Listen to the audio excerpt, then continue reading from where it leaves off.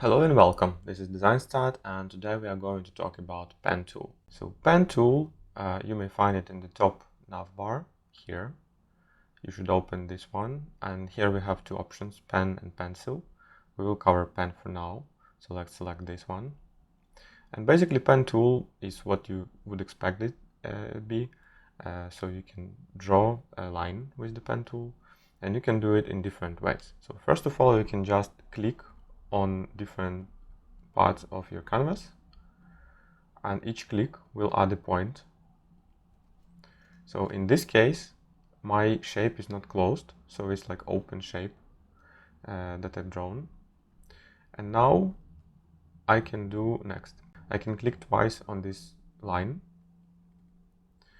and now I go to Pen Tool, click on a particular ending of this shape. I can do it like here or here. And in this case, you may see that I have a small icon appeared nearby my pen icon. And basically this will allow you to continue your shape. So you click once, and then if you decide to close your shape with this Pen Tool, now you have a closed shape. What is the difference between closed shape and open shape? So closed shape, let's copy this one, and we will remove this part. So it's now again open shape.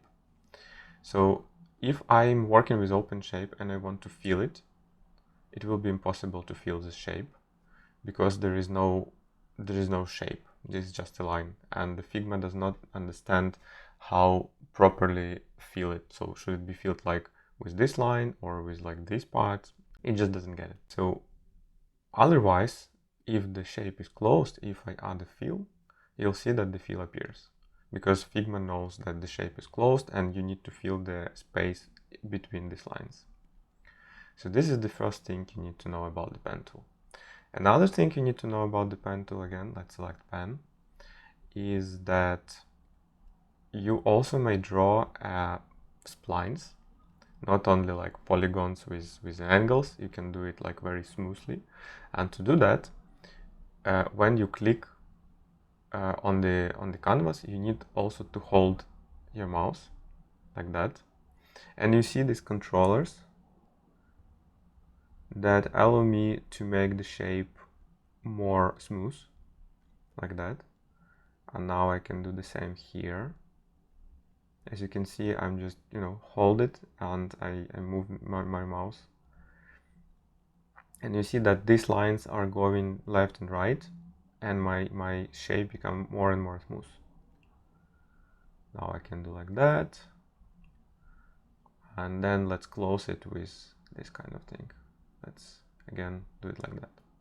Now I have a closed shape, which, as you can see, very smooth. I again can add a fill here, and then I will have this shape. Usually Pen Tool is widely used in the illustration because you basically can create whatever you want, you can draw whatever you want, and then you may edit this shape. So how would you edit the shape? You should click twice on the shape. It also works for shapes, but let's now talk about the Pen Tool. So I click twice, and you may see that something changed here. So first of all, I have this button done, and if you click it, you will be removed from this like shape editing mode, let's say even spline editing mode. And let me click twice again, and now you can see these points here. Basically, these points are points that you may use for controlling the shape of your spline. So I may click on this, and you may see that I have this controller, so I can again change something here and here, and I can control this shape like that. Very easy.